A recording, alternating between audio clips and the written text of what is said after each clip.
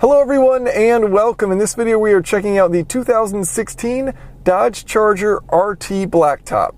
If you're of the philosophy that bigger is always better, the Dodge Charger family is probably right up your alley. Stepping down 2 tiers from the top trim Hellcat, the RT Blacktop, shown here in purple and black, still boasts a meaty 5.7-liter V8 producing 370 horsepower and 395 pound-feet of torque. Spring a little extra for the Scat Pack, and you'll have the most horsepower in the US market for under $40,000. 485 at the crank and 475 pound-feet. It'll come as no surprise that a car with a longer wheelbase than a Cadillac Escalade and a hefty V8 tips the scales on the heavy side at 4,280 pounds. Now, the Dodge Charger is without a doubt an emotional car purchase. It's big, it's spacious, it's comfortable in here, it's quiet, and you know, there's a lot of things about it that are unnecessary, such as a giant V8, but it looks awesome on the outside. The purple color is sweet, and you know, it's got a ton of power, and so when you put your foot down, even though it does have so much heft, it's actually surprisingly quick.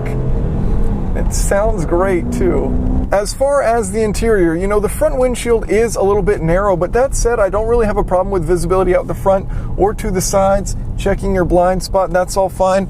And even looking out the back, actually, it's got a pretty big window back there. So it's a large vehicle. You know, parking is going to be more of a challenge, but visibility is fine all the way around, and you do have a reverse camera as well for backing up.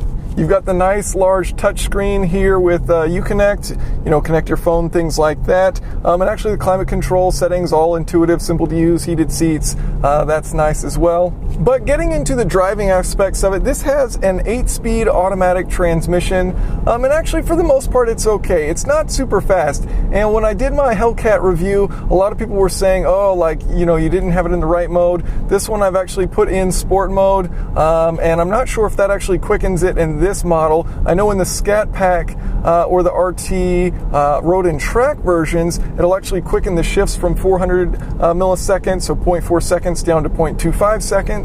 And this one, it doesn't seem to make a huge difference in the shift speed.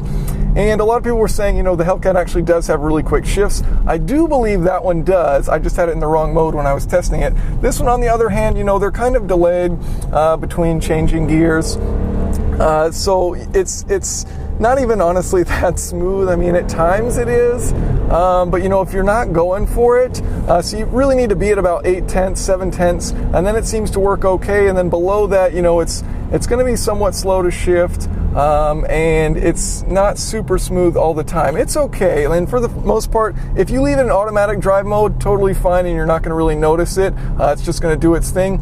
If you put it over into the manual shift mode, that's where it's kind of been a little bit slower and less responsive. I think once you get into the higher trim models, they've got a bit quicker transmissions that do it a bit smoother. But drop it down into second gear, put your foot down, fantastic throttle response there. The torque is immediate and comes on early, and you know, really great throttle response there. Big naturally aspirated V8 engine. The second you've got your foot down, slammed in your seat. I mean, you can see that. You can just see how my head just kind of gets thrown back if I try and not react to it. I mean, it snaps. It's awesome. I love that. I love the punchiness to the acceleration when you want it.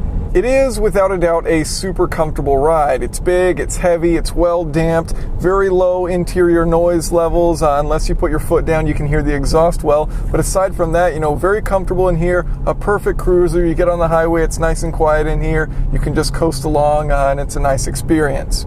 Even the steering is on the comfortable side. It's pretty easy to get it to turn in, very low effort. You know, and perhaps for a sporty car, you might want a little bit more effort. But that said, for a vehicle this heavy and as comfortable of a cruiser as it is, the steering effort is very low, and it kind of just, you know, it builds nicely in the corners, but it's never really that much.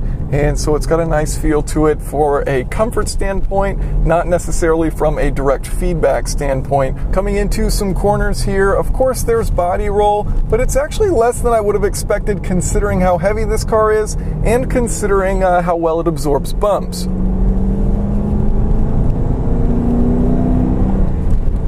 Hard on the brakes. Initially, they're a little sensitive for the first little bit of travel of the brakes, and then they get a nice kind of progressiveness to the build as you press down on them.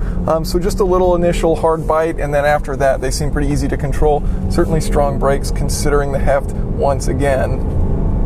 I think that's just kind of a nice summary of this vehicle, is just given how large it is in size and how much it weighs, it actually drives somewhat surprisingly nimble. It feels like, you know, it can handle its heft pretty well. So we of course need to get a 0 to 60 in. I'm going to leave it in sport mode. I'm going to have the traction control on. Actually, it seems to do a pretty nice job of not being too intrusive. Leave it in automatic shifting mode. Let it do all the work. Just going to put my foot on the brake and the gas, and we're going to see how it does. A little bit of slip there. It controls it. And there's 60. So it does have 2 shifts to get there.